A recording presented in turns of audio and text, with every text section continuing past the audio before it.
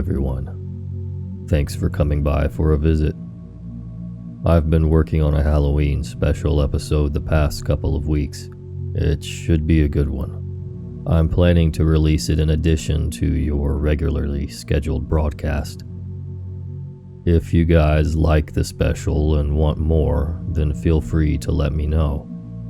I'm on Instagram at NightmareSocietyRadio and Twitter at Society_Radio. Or feel free to leave me a review on your preferred streaming app. I would really appreciate it. I've got a couple of true horror stories that are stranger than fiction tonight. So a big thank you to our contributors, user Hwxbl and user michaelcuz. Cheers, guys. Thank you for letting me share your true horror story. Now get comfy and prepare yourself for another episode of The Nightmare Society.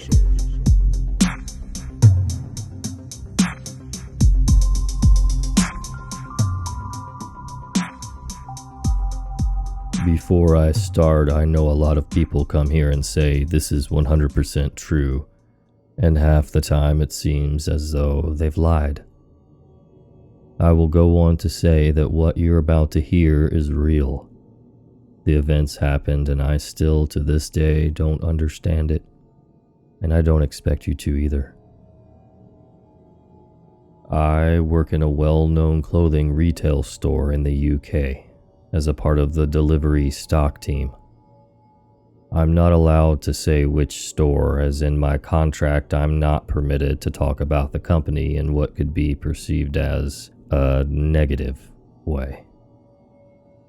About 2 or 3 weeks before Christmas 2014, I had asked my store manager if I could work some overtime to get some more money for Christmas presents, and she thought this was a smart move as my stockroom manager was out of the country on holiday for a week.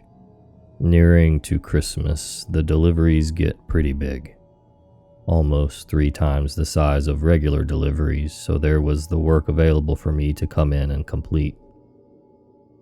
It would involve stripping clothes from packets and hanging them within the stockroom. My manager asked that rather than come in on a day I don't usually work, I work there part-time, that I should instead stay for additional hours past my contracted ones, which meant that I had to lock up. My manager trusted me to do this as I've worked there for almost 3 years now, and she handed me her master key. The only other master key was with my stockroom manager, who was currently out of the country. This is where it begins. The time was nearing to around 8 p.m. at night. All of my colleagues had left the building and I had locked the door after them, turned off the store music and secured the bottom loading bay, where the deliveries come in. I was in the stockroom on the second floor putting some hangers on the racking so that I could use them for the next delivery. I was stood underneath a puppy teddy that was stuffed between a pipe and a wooden piece of racking facing me. This photo was posted on the Nightmare Society Instagram. The teddy was an old toy from a delivery that was left behind, and my colleagues had given it a name. The name I can't remember because the teddy isn't really spoken of much. It just sits there. My iPod was plugged into a pair of speakers that had been in the stockroom since forever, and I was happily completing my task. Happily, until I heard a noise. Yes, that might sound cliche, but this noise was very similar to my ears, and it was the noise of the bottom loading bay shutters being opened. I thought someone must be in the store, as the only way to open and shut them is from a panel next to them, from the inside. So I paused my music and proceeded to walk down the stairs and back out to the bottom loading bay. It was when I was about halfway down that the noise suddenly stopped. What I can say that always creeps me out about the place is that the lighting around the corridors, staircases, and stockrooms were lit up by strip lights. Another photo has been posted to the Nightmare Society Instagram for this. These strip lights had sensors on them, so whenever you walked under one, you would hear a small click and it would come on. So there I was gliding down the stairs. I burst into the loading bay expecting to see one of my colleagues, but lo and behold, it was empty. The shutters were shut. I embraced a shudder down my spine and simply span around and paced back to my workstation in the stockroom. I illuminated the strip lights and continued to hang some more hangers, the music from my iPod playing along, calming my nerves, until I remembered. I turned my iPod off. I span around horrified and just stared at my iPod over on the shelf. As I took a deep breath and shook my head, I caught a glimpse of where the teddy should have been sitting. I was drenched with panic and took a step back to look further down the stockroom, about 100-yard stretch where I had suspected a culprit had fled only to face darkness. I stood for a moment, still bewildered by what had just unfolded, when I heard a faint click. I instantly moved to my right to get a good look down the stockroom, but yet I still faced darkness. Was all I heard, gradually getting louder, closer. This is when Pavlov's theory kicked in and I realized no lights were switching on in sync with the click. No light switched on at all. I turned to the door to see my only exit route and then spanned my head around to be greeted with a dark figure in the distance. The figure was big, what I can only describe as perhaps a bodybuilder male. I need glasses for long distance things and usually only wear them in the cinema or at football games anyway. The darkness did not help. Within his hand I could see a small object, although when the hand clutched at it, I could make out that it was the teddy. This is when I felt adrenaline scream, "Run." I ran straight out of the stockroom, down the corridor, through 2 doors, and to my right, straight into the ladies' toilet, opposite the 2 offices. I ran straight into one of the 4 cubicles, the middle one, and locked myself in. I crouched on the toilet, shaking, partly because I'm a tall guy and partly because my heart was hammering in my ears, putting my balance off. The doors of the toilet took a while to close slowly, as they should, and I listened out for anybody to be approaching. The doors shut close, which gave me a little relief, and I stopped and blinked, thinking for a moment. I wiped the sweat off my brow with my left forearm. As my head turned to meet my arm, I glanced down at the bottom of the cubicle. A face was there. A face was pulling away from underneath just as I caught a glimpse of the mouth and nose. My only description is that the teeth were black and seemed slightly bloody from a self-inflicted wound, and by the grayish skin tone and wrinkles, the person looked old. I was injected with pure fear when I screamed, "F*** off!" and kicked the door, making it shake and slam, echoing around the walls in a thunder. I swung the door lock back, took a deep breath, and braced myself before darting out of the toilets and to the front of the store. I was charging along, prepared to attack anything to save myself from injury, yet nothing stood between me and the front door. I unlocked it with shaking hands and ran outside. I knew I had left my coat and iPod inside, but I was eager to get out. Locking the sliding doors behind me, I spun to the shutter lock on the wall. It's located at the bottom of the wall. For this reason I am unsure of. It's always been a hassle for people. I turned the key inside the lock and the shutters were descending.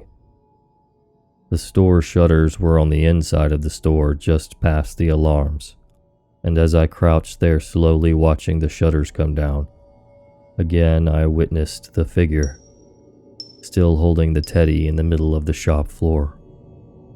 It was dark outside, and it was dark inside at this point.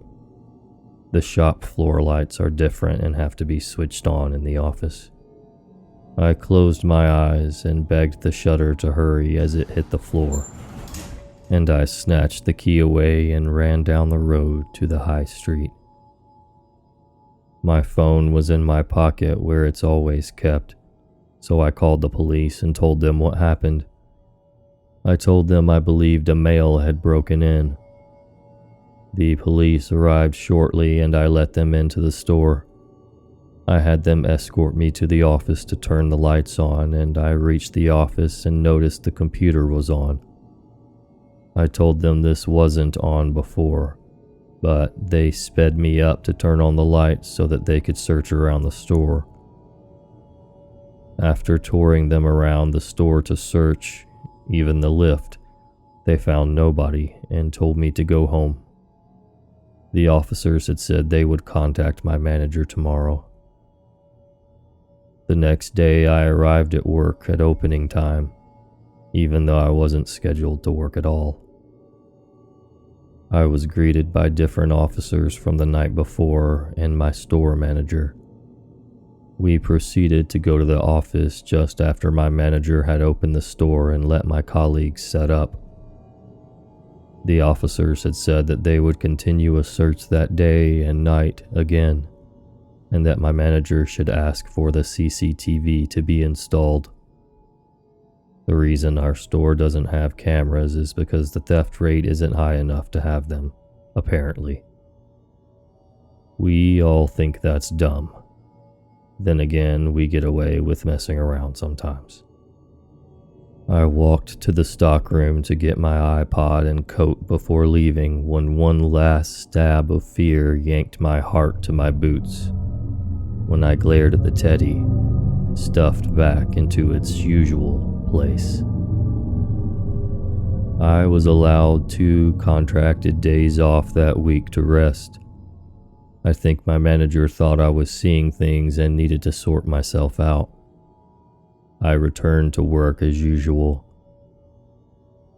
I was happy to do so as it was within the daytime and the store was full of people. Nothing has happened since. I still don't know how it was possible or what happened. If it was a prank or if someone or some people had a motive. Some people think I'm crazy. Some think it might be a group. It was by far the worst experience of my life.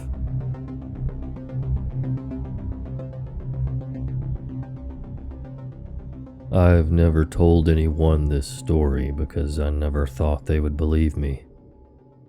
I was home alone one evening and had gone to sleep for the night. I live with my significant other and 2 indoor cats, but she was out of state traveling for business.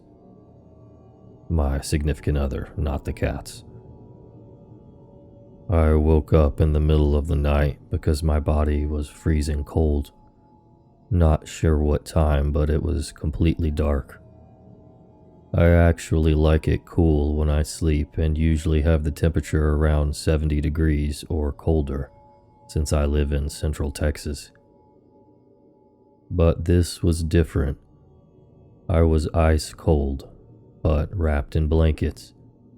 It was the middle of summer, so the evenings are not cold. When I grabbed my phone to look at the time, it seemed to be off, and I pressed the on button, but it wouldn't turn on. Since I was half asleep, I shrugged this off.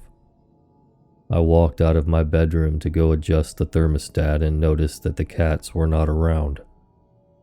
This was weird because these fur balls are always hanging out in the bed or around the bed. Anyhow, I walked to the thermostat and tried to adjust it. I have a Nest thermostat.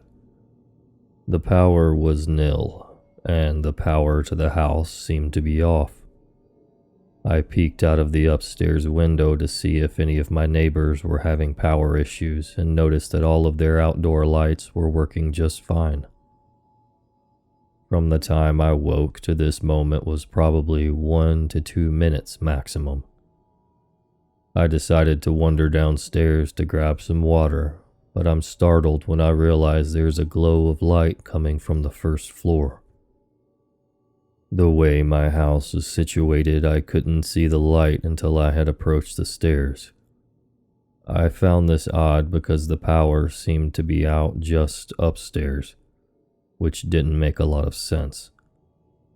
I started walking down the stairs and began to hear a faint humming noise. The noise had a high pitch to it with arbitrary pulses of low sounds, almost like a muffled weed whacker that someone is throttling at random. As I continued to walk down the stairs, I spot a dark, slowly moving figure in the room, with light at the bottom of the stairs. The next step I take feels like I walked off the side of a cliff, or was sucked into the floor. That's really the best way I can explain it because I don't remember what happened after that moment. I just lost all feeling from my body. My next memory is waking up again to the sound of my phone's alarm. Everything seemed back to normal. I sat there in bed, cat's back to being lazy in bed next to me, and tried to think about the 2-minute incident that happened in the middle of the night. I'm not a sleepwalker, and I was definitely not dreaming. My security systems app shows the time whenever a door is opened or closed. I realized that my security system was disarmed on the app and that the front door had been opened and closed several times throughout the night. I pulled up my security footage from the exterior cameras and was surprised to learn that there is 0 footage from the night. Like the motion sensors reacted to a random car driving by around 10 p.m., and then the next thing is another random car in the morning. So someone, or something, walked in and out of my front door, but the cameras did not capture any footage. My neighbor across the street has a good security system that points at my house, so I asked if he can review the footage from his cameras. I told him some made-up story about how I thought someone had broken into my truck. Anyway, he said it was weird because when he pulled up the footage from that night, his cameras did not record anything. Just a time gap, once again.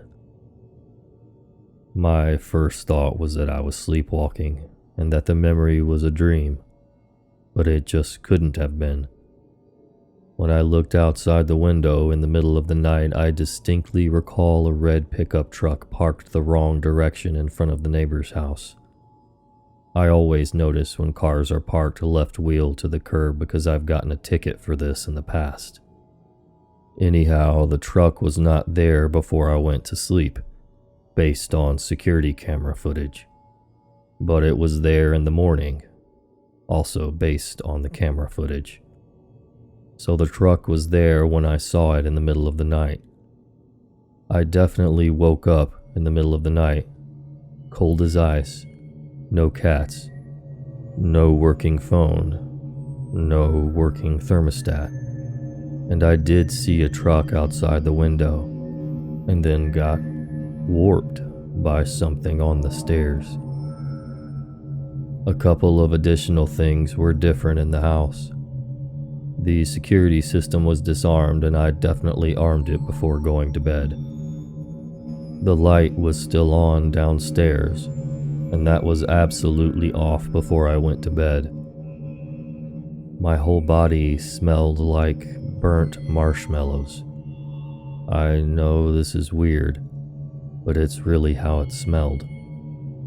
And lastly, my 55-gallon fish tank that sits at the bottom of the stairs in the entryway was missing 2/3 of the water. Seriously, where the hell did 40+ gallons of water go? The whole area around the tank was bone dry, and the fish were fine. What happened to me that night? What was inside my house?